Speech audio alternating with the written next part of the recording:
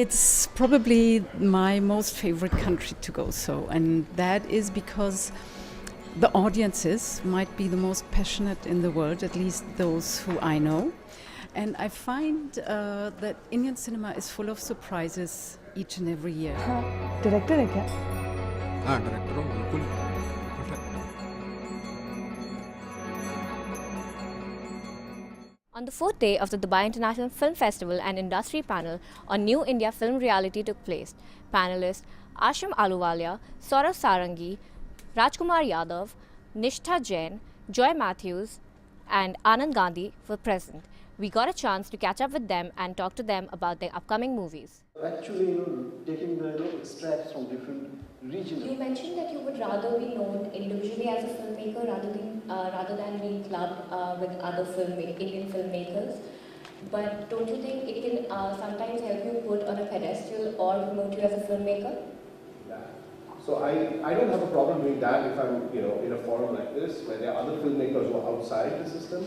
But I don't want to be clubbed with a certain kind of Bollywood independent multiplex film because I don't think I make that. So I just think that that's not what I do. I feel closer to people that are working really off mainstream and documentary spaces, people that are working regionally in other parts of India. We first met up with Mr. Anand Gandhi, who directed Ship of Thesis. Let's have a look at that.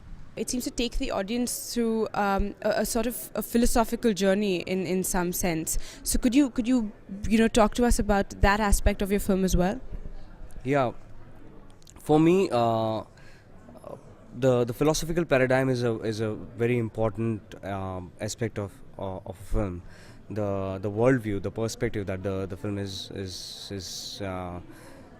dealing with or exploring or engaging with is something that I really watch films for. Critically acclaimed film Miss Lovely is also being screened.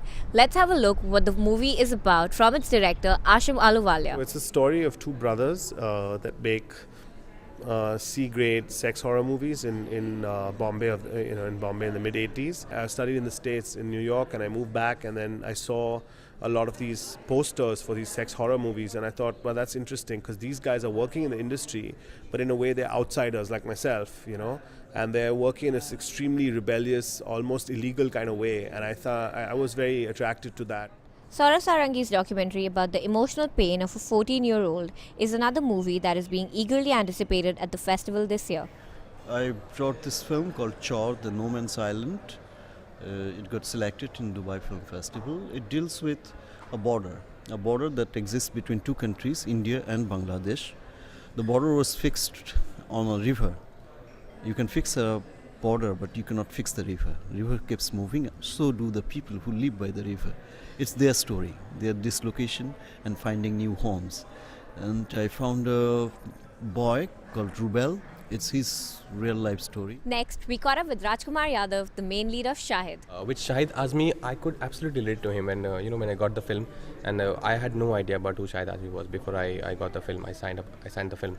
So the more I got to know him, the more I realized that somewhere his and my thinking was same. He didn't believe in any religious thing. I'm quite the same thing. Like he works for people who were not able to help themselves. So somewhere we connected in that way. Another interesting story comes from the region of Bundelkhand in India, conveying a group of women's fight against oppression. Let's hear it from the director Nishtha Jain.